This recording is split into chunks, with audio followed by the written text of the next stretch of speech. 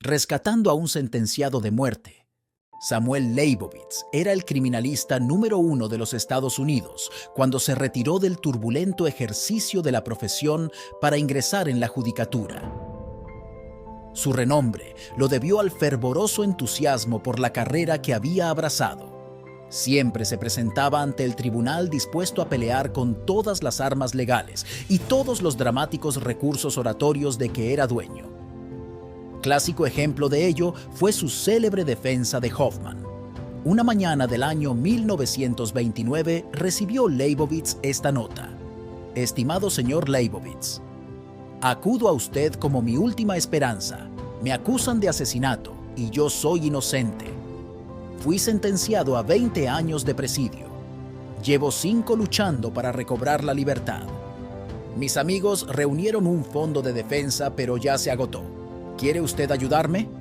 Harry Hoffman. Hoffman estaba convicto del brutal homicidio de Maud Bauer, perpetrado en Staten Island. Los indicios acumulados en contra suya parecían constituir prueba plena, aunque indirecta. Se le acusó de asesinato, pero los jurados dieron un veredicto de homicidio, y esto lo salvó de la silla eléctrica. Hoffman apeló del fallo, y al cabo de 2 años, su defensor logró que ordenaran la revisión del proceso por error de procedimiento. El inflexible fiscal Alberto Fack cuidó de que la acusación no dejase ahora resquicio alguno. Fue de nuevo por asesinato, y esta vez, si Hoffman perdía, iba a la silla eléctrica. Pero Hoffman se mostró dispuesto a correr el albur. La segunda vista de la causa se suspendió a las 2 semanas por haber sufrido el abogado de Hoffman un síncope cardíaco, en momentos en que examinaba a uno de los testigos de cargo. Una tercera vista duró 3 semanas y terminó en empate de los jurados. El defensor de Hoffman pidió entonces una cuarta vista de la causa, pero lo sorprendió la muerte antes que fuese concedida. Hoffman se veía ahora sumido en la desesperación. Los fondos con que contaba para su defensa se habían agotado. Su esposa se divorció para casarse con otro. Era casi un milagro que el infeliz no hubiese concluido por perder el juicio. Cuando Leibovitz se encargó de la defensa, el caso de Hoffman ofrecía poquísimas probabilidades de buen éxito. Los hechos, según los presentaba el fiscal Fack, eran los siguientes. Maud Bauer, agraciada trigueña de 35 años, viajaba con su madre por una carretera de Staten Island cuando el automóvil en que iban cayó en una cuneta. Maud siguió a pie en dirección a la casa más cercana para telefonear pidiendo ayuda. Al llegar a un cruce de la carretera que estaba a corta distancia, un Ford sedán se detuvo. Maud gritó a su madre que el automovilista se ofreció a llevarla a un garaje. Fue la última vez que la señora vio viva a su hija.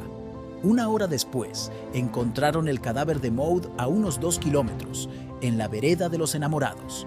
Tenía 2 heridas de bala, una en el pecho y otra en la garganta, y mostraba claras señales de haber sostenido una violenta lucha.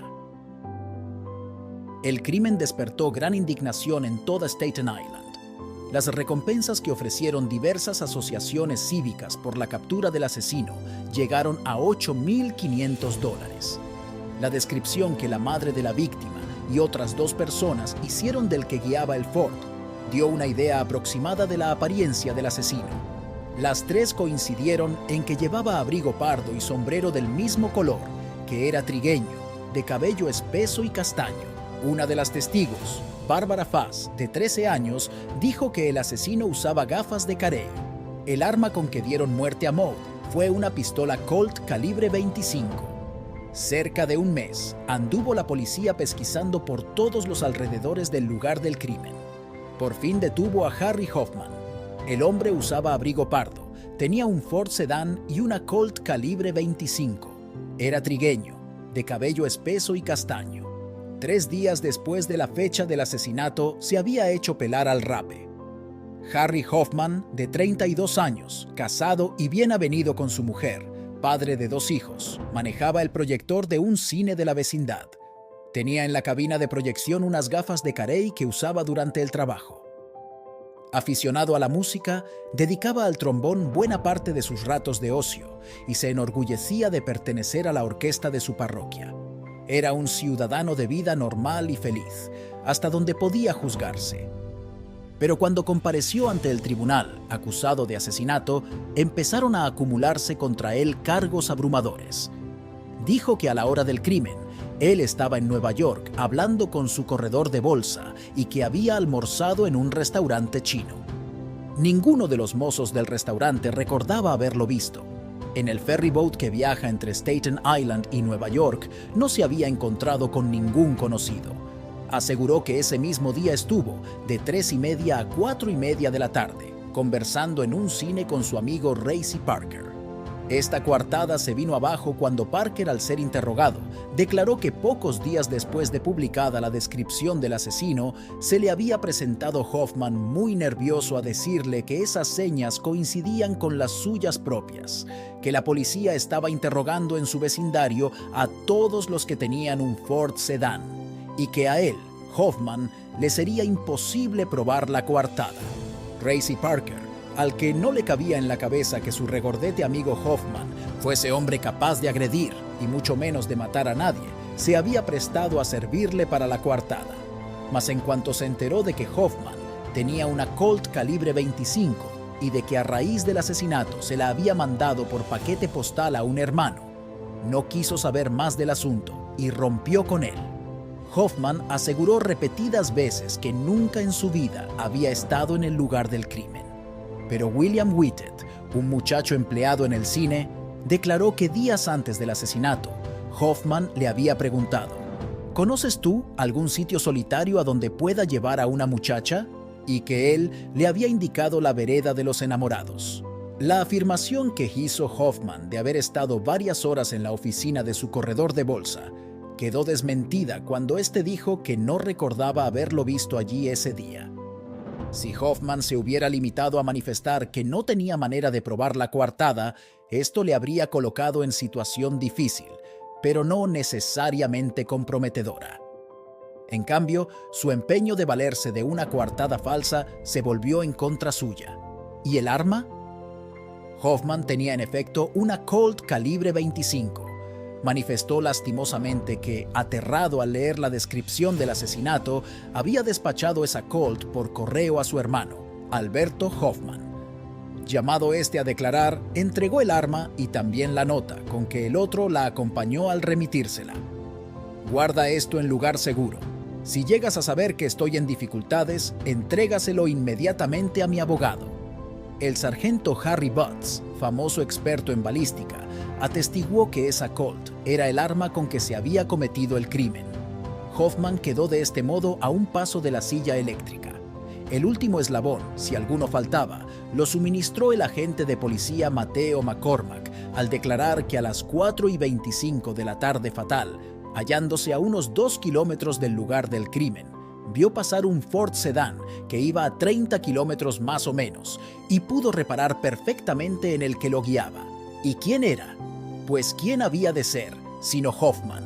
Tales eran los cargos que aparecían contra el acusado: indicios vehementes, recios eslabones de sólida cadena. Cierto que nadie había visto a Hoffman en el acto de hacer los disparos, pero este era el único toque que faltaba en el cuadro de culpabilidad que el fiscal presentó al jurado. Y cuando éste, en la primera vista de la causa, pronunció veredicto de culpabilidad, casi no hubo en la sala una sola persona que dejase de dar muestras de satisfacción. Si yo fuera culpable me conformaría con ese veredicto, dijo Hoffman a Leibovitz, y hasta creería que tuve suerte al escapar de la silla eléctrica. Pero soy inocente, óigalo usted, soy inocente y me han tenido 5 años enjaulado como una fiera. Vamos, vamos, Hoffman, contradijo fríamente el abogado.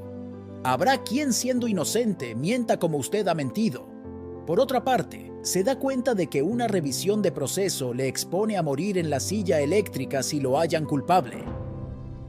Juro a usted, señor Leibovitz, que prefiero la silla eléctrica a pasar otros 15 años en el presidio, exclamó Hoffman.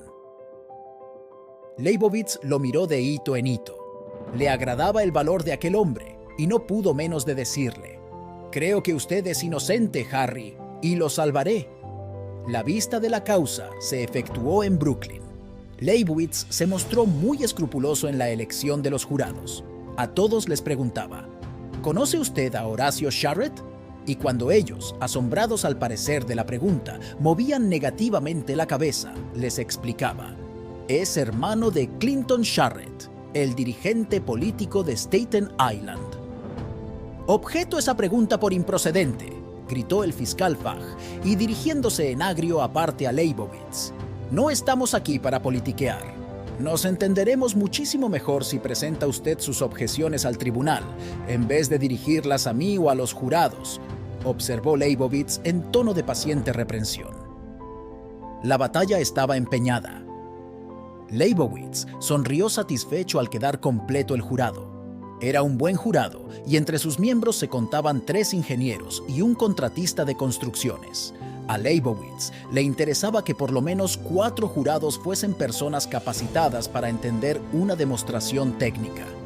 Fagg inició ardorosamente la acusación diciendo: haremos comparecer a Horacio Sharret y probaremos que, contra lo insinuado por la defensa, no fue el asesino de la señora Bauer.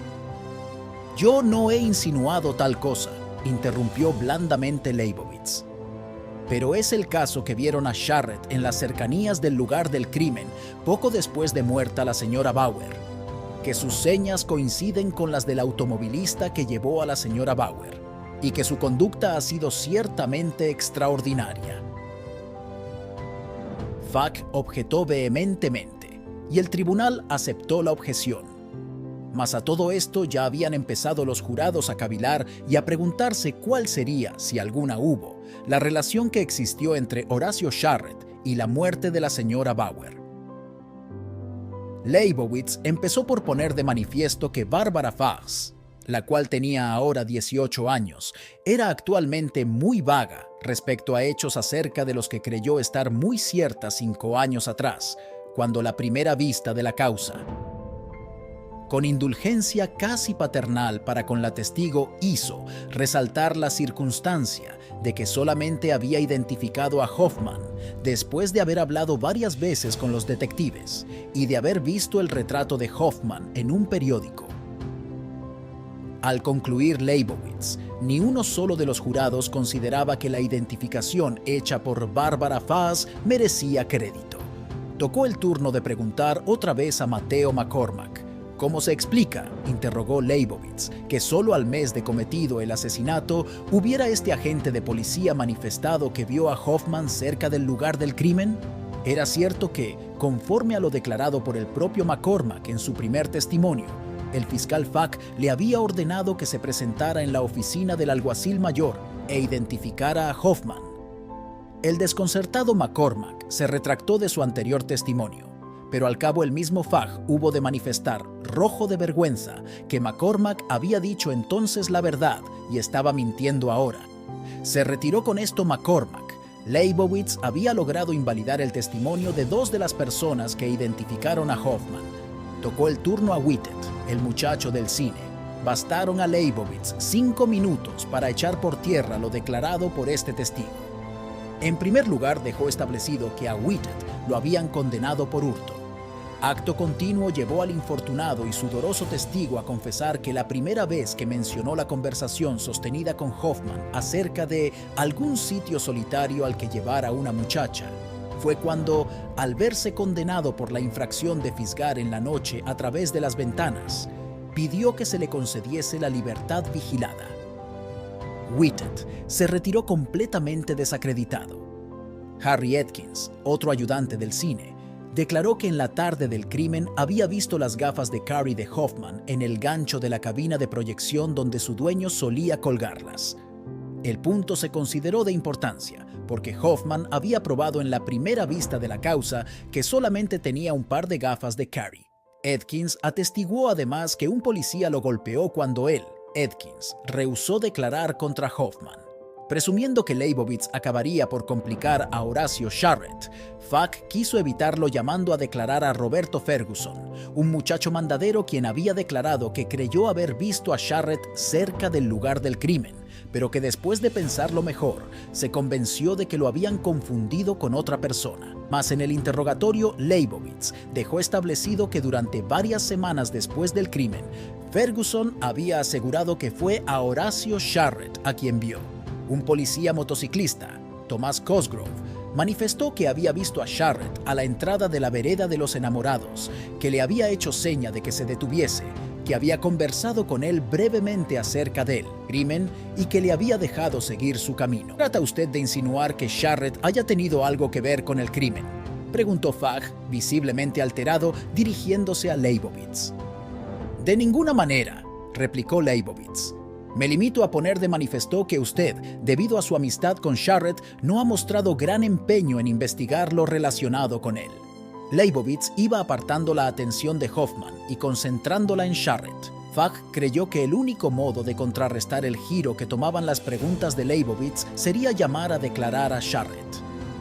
Leibovitz estableció de hecho que Sharret y Fagg eran buenos amigos desde hacía 20 años. Sharret confesó prontamente que había estado cerca del lugar del crimen en un Ford Sedán. Esto era cuanto necesitaba Leibovitz, pues al despertar en el ánimo de los jurados una duda razonable, había eliminado la positiva identificación de Hoffman como el hombre que estaba en el lugar del crimen. Venía ahora el punto más espinoso de la defensa. Si Fagg convencía al jurado de que los disparos que ocasionaron la muerte a Maud Bauer habían procedido de la Colt de Hoffman, el veredicto sería condenatorio. Para infirmar el dictamen del respetado experto en balística que había rendido declaración en el juicio anterior, Leibovitz se valió de una espectacular demostración. Hizo que colocaran en una mesa un microscopio de comparación. Dispuso en sendos atriles gráficos, diagramas y ampliaciones fotográficas de cartuchos y balas. Luego presentó sus dos testigos principales, el par de diminutos cartuchos hallados cerca del cadáver de Maud Bauer. El capitán Jones, experto en armas de fuego adscrito hacía 32 años a la policía de Nueva York, atestiguó que había hecho 50 disparos con la Colt de Hoffman y que tenía en su poder los correspondientes cartuchos. Leibovitz colocó en una platina del microscopio uno de estos cartuchos y en la otra uno de los cartuchos hallados cerca del cadáver de Maud Bauer. Los jurados procedieron a comparar los dos cartuchos. Saltaba a la vista que las señales dejadas en uno y otro por el arma no eran iguales. 3 peritos calificados atestiguaron que los cartuchos disparados con la Colt de Hoffman tenían todos idénticas señales y que éstas diferían por completo de las señales en los cartuchos exhibidos por el fiscal. Pasó entonces a declarar Harry Hoffman. Hábilmente interrogado por la defensa, fue dando cuenta del miedo que se apoderó de él en los días siguientes al hallazgo del cadáver de Maud Bauer, de lo que fue en esos días la indignación general, rayana en locura, y explicó su angustiosa busca de personas que por haberlo visto en el ferry boat o en Nueva York pudiesen atestiguar en favor suyo, y el abatimiento que lo sobrecogió al no hallar a ninguna, y la desesperación que lo indujo a presentar una coartada falsa. Sí, dijo Hoffman, había mentido, pero cada mentira se volvió en contra suya. Hizo mal en mentir, lo confesaba, pero bien caro lo había pagado. Más de 5 años de presidio eran castigo de sobra. Entró a actuar nuevamente Leibovitz. Entregando a Hoffman la Colt calibre 25, empezó a interrogarlo. Pregunta: ¿disparó usted alguna vez esa arma? Respuesta: nunca. No habría podido. Pregunta: ¿por qué no habría podido? Respuesta: porque tiene el seguro a la derecha y yo soy zurdo. Fagg quedó atónito. Por primera vez se hacía constar la circunstancia de que Hoffman era zurdo. Leibovitz confirmó este hecho con las declaraciones de varios testigos. Presentó luego diagramas de la trayectoria del proyectil causante de la muerte de la señora Bauer. Demostró que el asesino tuvo que haber disparado el arma con la mano derecha. La absolución de Hoffman fue al otro día noticia de primera plana en todos los periódicos de Nueva York. Leibovitz no se había propuesto acusar a Horacio Sharret, ni por otra parte tenía fundamento para ello. El hacerlo figurar en el proceso fue solamente un hábil recurso tendente a crear en el ánimo del jurado fundadas dudas, demostrando que el testimonio contrario al acusado podía convenir igualmente a otra persona. Harry Hoffman recobró allí mismo la libertad. Su nota a Leibovitz había dado origen a un encadenamiento de circunstancias que hizo época en la historia de los tribunales. Si te gusta nuestro canal, te invitamos a que seas parte de nuestra comunidad, suscribiéndote a nuestro canal. Y si deseas contarnos alguna historia de crimen o misterio, para que aparezca en el canal, puedes enviarla a nuestro correo electrónico edgaralantv@gmail.com. Tu nombre se mencionará en los créditos. Aseguramos que será una experiencia interesante.